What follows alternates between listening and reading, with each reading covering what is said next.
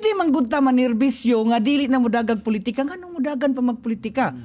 Mangutan ako ba? Kini. Kanus amang gyud ni siya ni ingon si Lord sa inyo ani nga mudagan mo. Nangayo ko sa Ginoo nga tagaan og maayo pod nga leader ang atong syudad. Abi yo daghan man kog kahitabo nga mga testimony nagpray. Ang labas ang gapray mao'y fulfillment, mao'y answer sa iyang prayer. There is a need for a real change para sa atong syudad. Kung mao nang gina siya unsa may ako matabang, pastor man ko, unsa may ako di man ko abogado, di man ko engineer.